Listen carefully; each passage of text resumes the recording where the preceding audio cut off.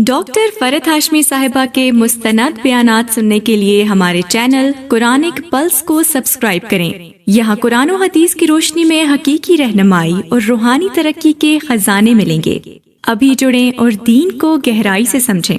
ہر سال کے شوال کے 6 روزے رکھنے کا ثواب عمر بھر کے روزے رکھنے کے برابر ہے۔ عن ابی ایوب الانصاری رضی اللہ عنہ ان رسول اللہ صلی اللہ علیہ وسلم قال من صام رمضان ثم اتبعه بست من شوال فكأنما صام الدهر رواہ مسلم و ابو داود والنسائی والترمذی وابن ماجہ۔ حضرت ابو ایوب انصاری رضی اللہ عنہ سے روایت ہے کہ رسول اللہ صلی اللہ علیہ وسلم نے فرمایا، جو شخص رمضان کے روزے رکھ کر ہر سال شوال میں بھی 6 روزے رکھے اسے عمر بھر کے روزوں کا ثواب ملتا ہے۔ اسے مسلم، ابو داؤد، نسائی، ترمذی اور ابن ماجہ نے روایت کیا ہے۔ اب انہوں نے نیچے کچھ کیلکولیشن کی ہے کہ 30 روزے اور 6 روزے کل 36 روزے یعنی 36 روزے بنتے ہیں۔ ہر روزے کا ثواب 10 کے برابر ہے، کیونکہ قرآن پاک میں آتا ہے من جاء بالحسنۃ فلہ 10 امثالھا، جو ایک نیکی لایا اس کے لیے 10 کا ثواب ہے۔ تو اس طرح اگر ہر سال کے رمضان کے بعد باقاعدگی سے شوال کے 6 روزے رکھے جائیں تو عمر بھر کے روزوں کا ثواب ہو جائے گا، یعنی سال کے پھر 360 دن بن جائیں گے۔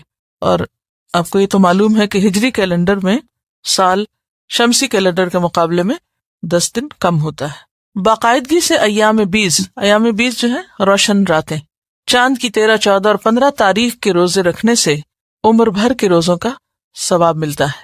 عن ابی قتادہ رضی اللہ عنہ قال قال رسول اللہ صلی اللہ علیہ وسلم 3 من كل شهر ورمضان الى رمضان فهذا صيام الدهر كله رواہ مسلم۔ حضرت ابو قتادہ رضی اللہ عنہ کہتے ہیں رسول اللہ صلی اللہ علیہ وسلم نے فرمایا، ایک رمضان سے دوسرے رمضان کے درمیانی عرصے میں ہر ماہ 3 دن ایام 20 کے روزے رکھنا عمر بھر روزے رکھنے کے برابر ہے۔ اسے مسلم نے روایت کیا ہے۔ اور اس میں بھی آپ دیکھیے کہ ہر مہینے اگر روزے رکھے جائیں تو سال میں 12 مہینے ہوتے ہیں اور کل کتنے روزے ہو جائیں گے؟ 36 روزے ہو جائیں گے، اور ہر روزہ پھر 10 کے برابر، تو اس طرح 360۔ تو گویا ایک انسان ساری زندگی ہی روزے سے ہے۔ سفر میں نفلی روزہ رکھنا جائز ہے۔ ان حمزہ ابن عمرو الاسلمی رضی اللہ عنہ انہ سأل رسول اللہ صلی اللہ علیہ وسلم اصوم فی السفر قال ان شئت فصم وان شئت فافطر رواہ النسائی۔ حضرت حمزہ بن عمرو اسلمی رضی اللہ عنہ سے روایت ہے کہ انہوں نے رسول اللہ صلی اللہ علیہ وسلم سے پوچھا، کیا میں سفر میں روزہ رکھوں؟ آپ نے فرمایا، اگر چاہو تو رکھو، چاہو تو نہ رکھو۔ اسے نسائی نے روایت کیا ہے۔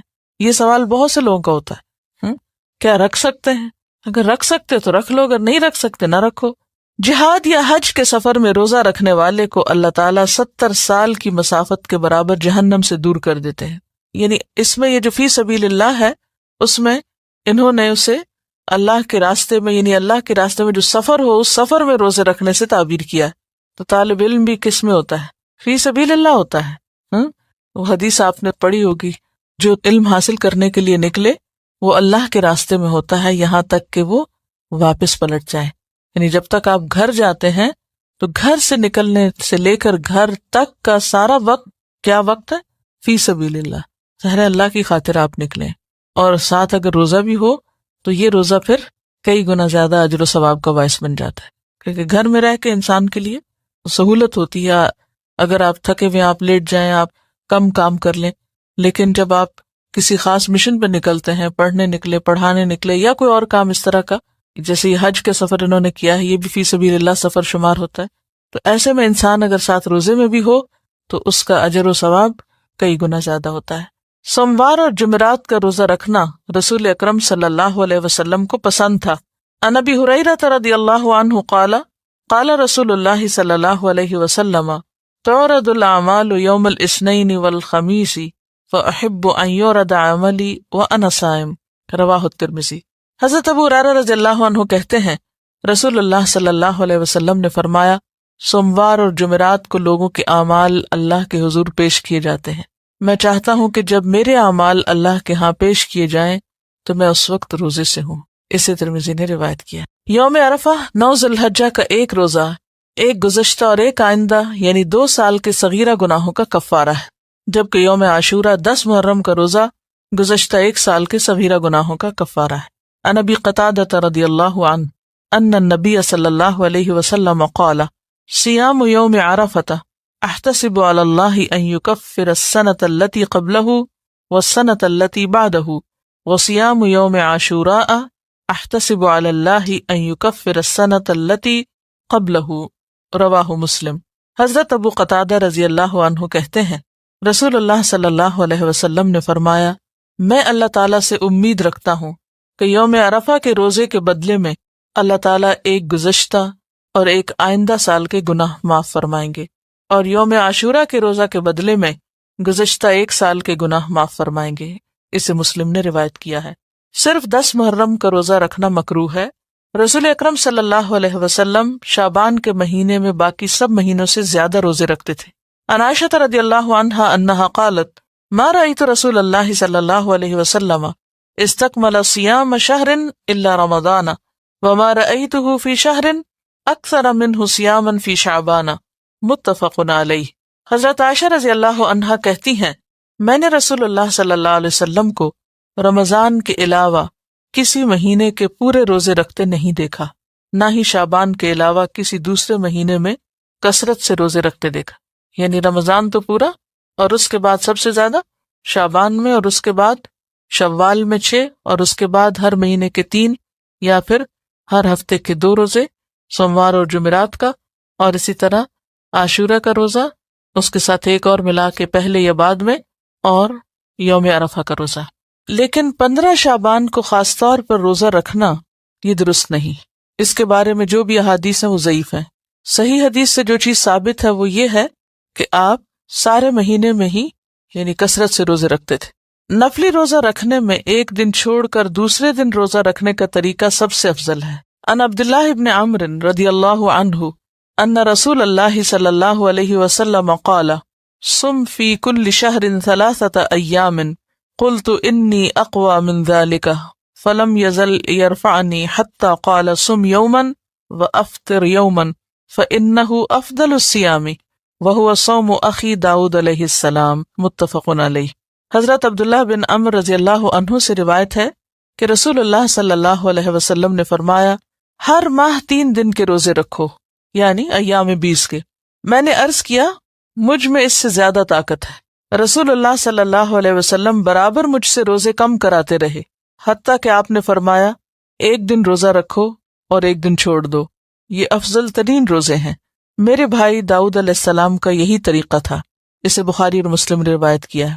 آپ نے داؤد علیہ السلام کو اپنا بھائی کس اعتبار سے کہا؟ نسب میں نہیں بلکہ دین میں اور نبوت میں۔ محرم کے مہینے میں روزہ رکھنے کی فضیلت۔ عن ابی ہریرہ رضی اللہ عنہ قال قال رسول اللہ صلی اللہ علیہ وسلم افضل الصیام بعد رمضان شہر اللہ المحرم وافضل الصلاة بعد الفریضۃ صلاة اللیل، رواہ مسلم۔ حضرت ابو ہریرہ رضی اللہ عنہ روایت کرتے ہیں رسول اللہ صلی اللہ علیہ وسلم نے فرمایا رمضان کے بعد سب سے افضل روزے محرم کے روزے ہیں جو اللہ کا مہینہ ہے، اور فرض نماز کے بعد سب سے افضل نماز تہجد کی نماز ہے جسے صلاۃ اللیل کہتے ہیں۔ اسے مسلم نے روایت کیا ہے۔ سوموار کے روزے کی فضیلت۔ عن ابی قتادہ رضی اللہ عنہ قال سئل رسول اللہ صلی اللہ علیہ وسلم عن صوم الاثنین فقال فیہ ولدت وفیہ انزل علی، رواہ مسلم۔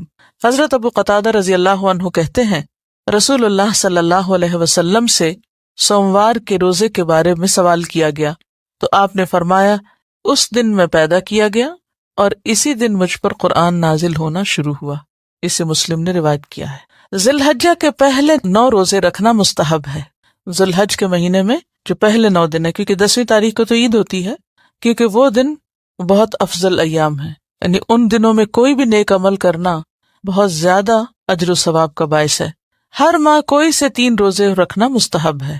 ہر ماہ کے پہلے سوموار اور پہلی 2 جمعراتوں کے روزے رکھنا بھی آپ صلی اللہ علیہ وسلم کا معمول تھا۔ یعنی اس میں آپ دیکھیے کہ مختلف طرح کے آپ کے پاس آپشنز ہیں۔ عن بعض ازواج النبی صلی اللہ علیہ وسلم ان رسول اللہ صلی اللہ علیہ وسلم کان یصوم 9 من ذی الحجہ ویوم عاشورہ و3 ایام من کل شہر اول 2 من الشہر وخمیسین، رواہ النسائی۔ نبی اکرم صلی اللہ علیہ وسلم کی کسی زوجہ محترمہ سے روایت ہے کہ رسول اکرم صلی اللہ علیہ وسلم ذی الحجہ کے پہلے 9 روزے اور عاشورہ کا روزہ رکھتے، نیز ہر ماہ میں 3 روزے رکھا کرتے، ایک روزہ ہر ماہ کے پہلے سوموار کو اور ہر ماہ کی پہلی 2 جمعرات کو۔ تو اس سے پتہ چلتا ہے کہ یا تو 3 ایام 20 کے روزے رکھ سکتے ہیں، یا یہ ہے کہ آپ ہر ہجری مہینے کے دوسرے نہیں، ہجری مہینے کے پہلے سوموار اور پھر پہلے 2 جمعرات، اس طرح بھی 3 پورے کر سکتے ہیں۔ کیونکہ بعض اوقات ایسا ہوتا ہے نا کہ ان 3 دنوں میں آپ کو نماز نہیں پڑھنی، روزہ نہیں رکھنا، تو اس کے پھر آلٹرنیٹ کے طور پر یہ دوسرا طریقہ بھی اختیار کیا جا سکتا ہے۔ ویسے تو نفلی روزہ کبھی بھی آپ رکھ سکتے ہیں۔ نفلی روزے کی نیت دن میں زوال سے پہلے کسی وقت بھی کی جا سکتی، یعنی اگر آپ نے کچھ کھایا پیا نہیں صبح سے تو ظہر سے پہلے آپ اس کی نیت کر سکتے ہیں۔ نفلی روزے کی قضا واجب نہیں، اسی طرح آپ کسی بھی وقت اس کو کھول سکتے ہیں دن میں اگر وہ بھاری ہو رہا ہو پر، اور اس کی قضا بھی پھر بعد میں نہیں دینا ہوگی۔ نفلی عبادت میں اعتدال اور میانہ روی افضل ہے۔ صیام 40 مسلسل 40 روزوں کا چلہ سنت رسول صلی اللہ علیہ وسلم سے ثابت نہیں، یعنی بعض لوگ 40 دن کے روزے رکھتے ہیں تو اس کی کوئی حقیقت نہیں۔ زیادہ افضل عمل وہ ہوتا ہے جس میں ہمیں دلیل مل جائے اور جو نبی صلی اللہ علیہ وسلم کا طریقہ ہو۔ الصیام الممنوع والمکروہ، ممنوع اور مکروہ روزے۔ عید الفطر اور عید الاضحیٰ کے روزے رکھنا منع ہے۔ عن ابی عبید رضی اللہ عنہ قال شہدت العید مع عمر بن الخطاب رضی اللہ عنہ فقال هذان یومان نہى رسول اللہ صلی اللہ علیہ وسلم عن صیامہما یوم فطرکم من صیامکم والیوم الآخر تأکلون فیہ من نسککم، رواہ البخاری۔ حضرت ابو عبید رضی اللہ عنہ کہتے ہیں میں نے عمر بن خطاب کے ساتھ نماز عید ادا کی۔ حضرت عمر نے کہا ان 2 دنوں کے روزے رکھنے سے نبی اکرم صلی اللہ علیہ وسلم نے منع فرمایا ہے۔ پہلا دن جب تم اپنے روزے ختم کرو، دوسرا دن جب تم قربانی کا گوشت کھاتے ہو۔ اسے بخاری نے روایت کیا ہے۔ روزے ختم کرو سے مراد عید الفطر ہے، اور قربانی کا گوشت عید الاضحیٰ میں کھایا جاتا ہے۔ صرف جمعہ کے دن کا روزہ رکھنا مکروہ ہے۔ اگر کوئی شخص اپنے معمول کے مطابق جمعہ کو روزہ رکھے تو جائز ہے۔ مثلاً اگر کوئی شخص ہر دوسرے یا تیسرے دن روزہ رکھنے کا عادی ہے اور کسی دن جمعہ کا روزہ آ جاتا ہے تو وہ جائز ہے، جیسے صوم داؤدی میں 1 دن چھوڑ کے 1 دن روزہ رکھتے ہیں تو اس صورت میں درست ہے، ورنہ خاص طور پر جمعے کی نیت کر کے کہ یہ بہت مبارک دن ہے، اس دن زیادہ ثواب ہوگا، ایسا کرنا درست نہیں، کیونکہ سنت سے اس کی دلیل نہیں۔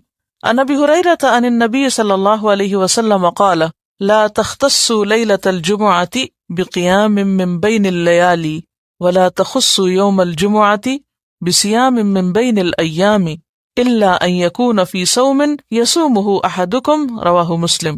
حضرت ابو ہریرہ رضی اللہ عنہ سے روایت ہے کہ نبی اکرم صلی اللہ علیہ وسلم نے فرمایا جمعہ کی رات، یعنی جمعہ اور جمعرات کی درمیانی رات جو تھی نا، جمعرات جب ختم ہوتی ہے اور اگلے دن جمعہ ہوتا ہے تو وہ رات بیچ کی، اس کو قیام اللیل کے لیے مقرر نہ کرو، فکس نہ کرو، اور نہ جمعہ کے دن کو روزے کے لیے مخصوص کرو۔ ہاں اگر کوئی شخص روزہ رکھنے کا عادی ہو اور اس میں جمعہ آ جائے تو پھر جائز ہے۔ اسے مسلم نے روایت کی، یعنی بالکل واضح حدیث ہے۔ ہمارے ہاں بعض لوگ شب جمعہ مناتے ہیں اور وہ اسی رات کو زیادہ عبادت کرتے ہیں، حالانکہ اس سے منع کیا گیا ہے کہ صرف اس رات کو مخصوص نہ کیا جائے۔ عن ابی ہریرہ رضی اللہ عنہ قال سمعت رسول اللہ صلی اللہ علیہ وسلم یقول لا یصوم احدکم یوم الجمعۃ الا یوما قبلہ او بعدہ، رواہ البخاری۔ حضرت ابو ہریرہ رضی اللہ عنہ کہتے ہیں کہ میں نے رسول اللہ صلی اللہ علیہ وسلم کو فرماتے ہوئے سنا ہے کوئی آدمی صرف جمعہ کا روزہ نہ رکھے، اگر رکھنا چاہے تو 1 دن پہلا یا پچھلا ساتھ ملا کر رکھے، یعنی جمعرات اور جمعے کا یا جمعے اور ہفتے کا رکھ سکتا ہے، ورنہ خالی جمعے کا نہ رکھے۔ اسے بخاری نے روایت کیا۔ اس کی کیا حکمت ہو سکتی ہے؟ اس سے کیوں منع کیا گیا ہے؟ کیا سمجھ میں آتا ہے آپ کو؟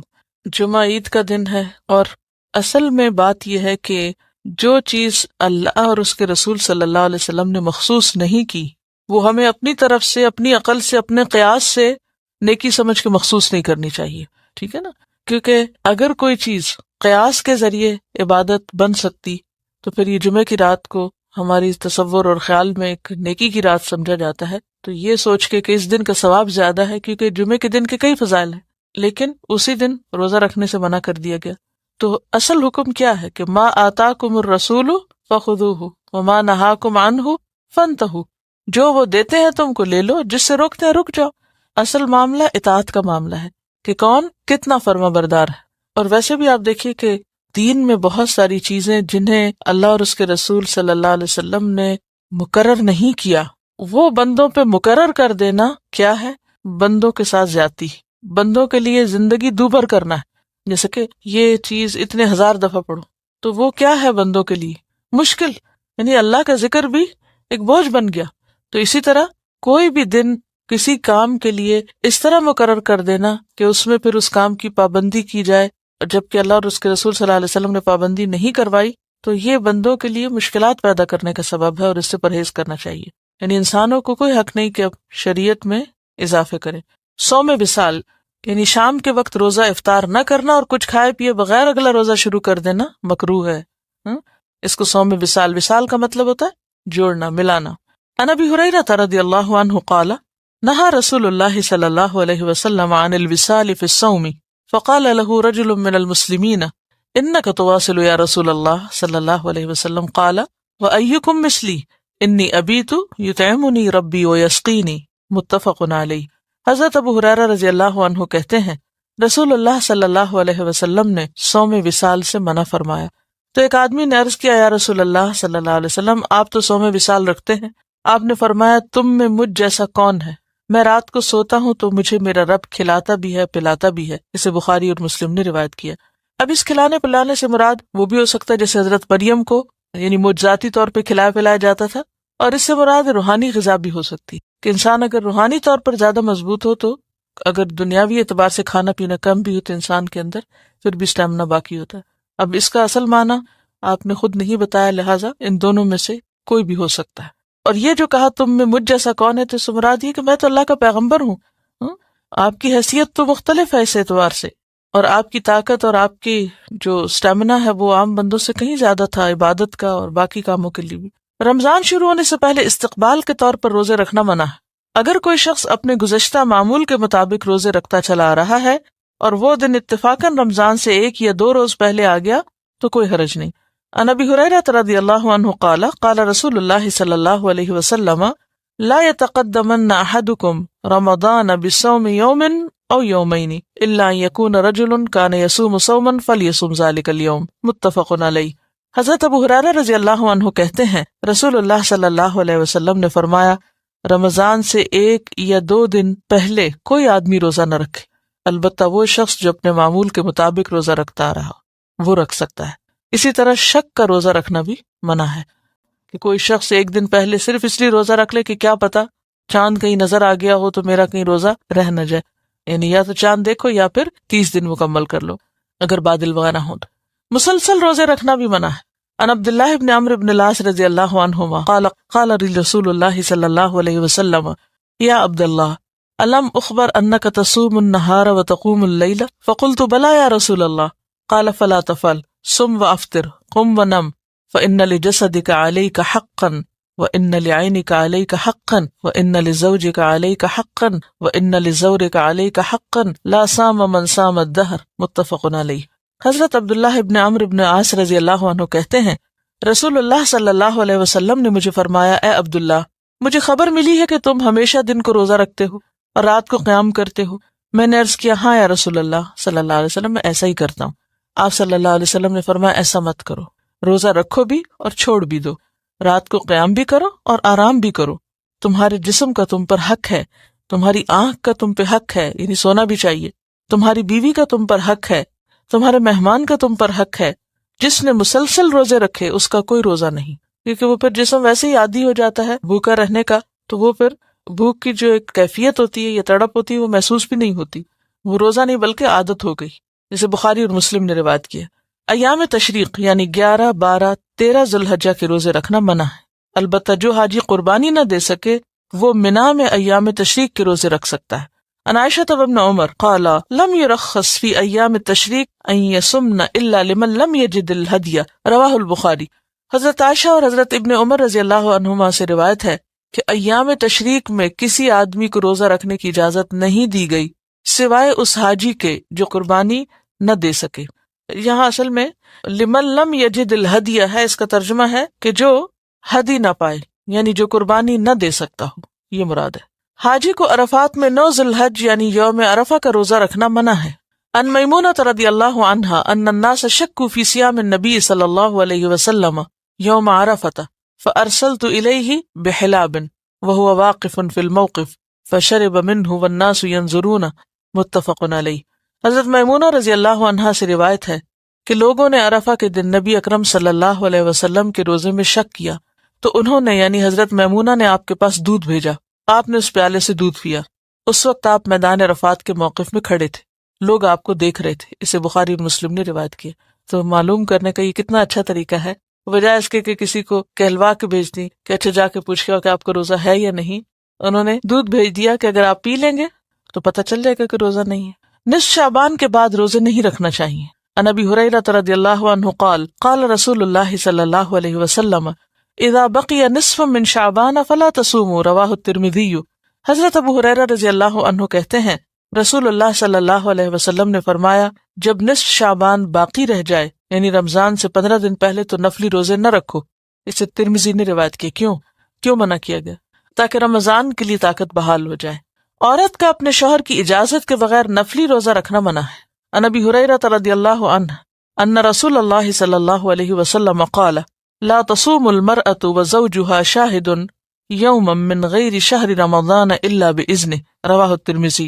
حضرت ابو ہریرہ رضی اللہ عنہ سے روایت ہے کہ رسول اکرم صلی اللہ علیہ وسلم نے فرمایا کوئی عورت اپنے شوہر کی موجودگی میں اس کی اجازت کے بغیر سوائے رمضان کے روزوں کے نفلی روزے نہ رکھے. اس میں یہ ہے کہ رمضان کے روزے میں شوہر سے نہیں پوچھا جائے گا، اور رمضان میں اگر کچھ چھٹ گئے تو قضا کرنا جو ہے وہ بھی فرض روزہ ہی ہے، اور وہ یعنی رمضان کے روزے کی ادائیگی ہے، اس لیے اس کی بھی اجازت ہے، وہ انسان پوچھے بغیر رکھ سکتا ہے، ورنہ عام نفلی روزے نہیں. کیوں منع کیا گیا؟ شوہر اور بیوی کے تعلقات جو ہے وہ روزے کی حالت میں منع ہے. تو اس میں یہ ہے کہ ایسی عبادات جن میں دونوں کے تعلقات میں کسی قسم کی کشیدگی پیدا ہو سکتی ہو ان میں باہمی مشورہ ضروری ہے. اس میں دین کا حسن آپ دیکھیے، باہمی تعلق جو ہے سکون کا باعث ہے. وہ سکون کا باعث اسی وقت ہوتا ہے کہ جب آپس کی کمیونیکیشن ہوتی ہے، انڈرسٹینڈنگ ہوتی ہے. اگر شوہر بیوی کے درمیان کوئی کمیونیکیشن ہی نہیں، آپس میں مشورہ ہی نہیں، کسی معاملے میں کوئی گفتگو ہی نہیں، تو وہ پھر مودتاً اور رحمتاً کا سبب نہیں ہو سکتا. تو اسی طرح اب فرضی روزے تو فرضی انڈرسٹینڈ سب نے رکھنے. تو اس سے یہ بھی پتہ چلتا ہے کہ اگر عورت کوئی نفلی کام کری، کوئی نیکی کا کام کری، تو اسے شوہر کو ساتھ لے کے چلنا چاہیے. ٹھیک ہے نا، مثلا آپ قرآن پڑھ رہے ہیں تو اس میں شوہر کو بھی ساتھ لے کے چلنا. یہ نہیں کہ جو پڑھ کے گئے بس خاموشی گھر میں جا کے کچھ شیئر نہیں کیا. نہیں، شیئر کیا کرے، ڈسکس کیا کرے، یہ پڑھا ہے. یہ نہیں کہ وہ فتوے دینا شروع کر دیں یا پڑھانا ان کو شروع کر دیں، لیکن ان کے ساتھ ڈسکس کرے. ان کے سوال یہ تھا کہ کیا شوہر بیوی کی اجازت کے بغیر روزہ رکھ سکتا ہے؟ تو اس میں آپ دیکھیں پیچھے حضرت عمرو بن العاص جب آپ صلی اللہ علیہ وسلم نے جب کہ کثرت سے نفلی روزے رکھتے تھے تو انہوں نے کیا کہا کہ تمہاری بیوی کا بھی تم پر حق ہے. تو اس سے کیا پتہ چلتا ہے کہ اگرچہ یہ نہیں کہا کہ اجازت، بات اصل میں میوچل انڈرسٹینڈنگ کی، کہ دونوں ایک دوسرے کی ضروریات کا اور ایک دوسرے کے جذبات کا خیال رکھیں. صرف عاشورہ 10 محرم کا روزہ رکھنا مکروہ ہے. 9 اور 10 محرم یا 10 اور 11 محرم 2 دن کے روزے رکھنے چاہیے. عن عبداللہ ابن عباس رضی اللہ عنہما یقول حین صام رسول اللہ صلی اللہ علیہ وسلم یوم عاشوراء وامر بصیامہ قالوا یا رسول اللہ صلی اللہ علیہ وسلم انہ یوم تعظمہ الیہود والنصارى فقال رسول اللہ صلی اللہ علیہ وسلم فاذا كان العام المقبل ان شاء اللہ صمنا اليوم التاسع قال فلم يأت العام المقبل حتى توفی رسول اللہ صلی اللہ علیہ وسلم، رواہ مسلم. حضرت عبداللہ بن عباس رضی اللہ عنہ فرماتے ہیں رسول اللہ صلی اللہ علیہ وسلم نے عاشورہ 10 محرم کا روزہ رکھا اور لوگوں کو بھی رکھنے کا حکم دیا. لوگوں نے عرض کیا یا رسول اللہ صلی اللہ علیہ وسلم 10 محرم تو یہود و نصارہ کے نزدیک بڑی عظمت کا دن ہے.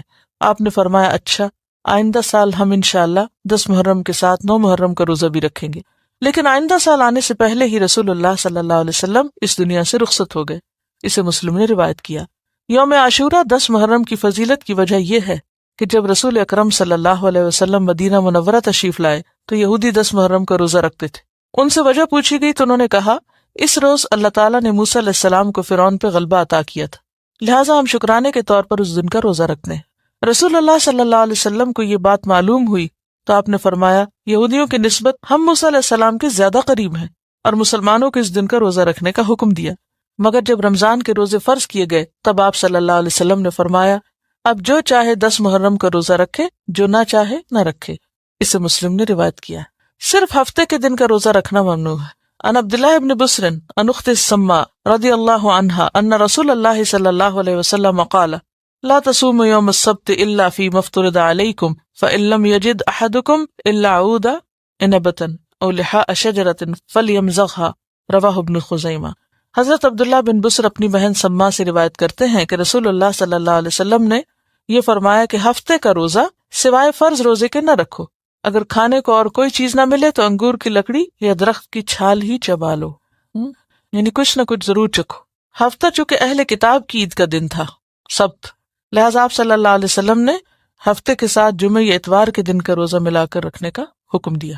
عید الاضحیٰ کے دن جو صبح کے وقت روزہ رکھتے ہیں وہ قربانی کے گوشت سے کھولنا چاہیے، اور اگر کسی کو زیادہ بھوک لگی تو عید کے بعد پھر وہ کسی بھی چیز سے کھول لے۔ لیکن صحابیات کے اس بارے میں ہمیں عمل یہ ملتا ہے کہ وہ بچوں کو دودھ تک نہیں پلاتی تھی، یعنی صبح اٹھنے سے لے کر عید پڑھنے تک کم از کم، اور قربانی کرنے تک اصل میں یعنی روزہ رکھتے تھے بغیر کچھ کھائے پیے، یہ نہیں کہ سحری کھا کے روزہ رکھتے، نہیں کچھ نہیں کھاتے تھے۔ لیکن عید الفطر کے دن کھجور کھانا آپ صلی اللہ علیہ وسلم کی سنت ہے، ویسے کچھ بھی میٹھا کھا سکتے۔ وآخر دعوانا ان الحمد للہ رب العالمین، سبحانک اللہم وبحمدک، نشہد ان لا الہ الا انت، نستغفرک ونتوب الیک۔ السلام علیکم ورحمۃ اللہ وبرکاتہ۔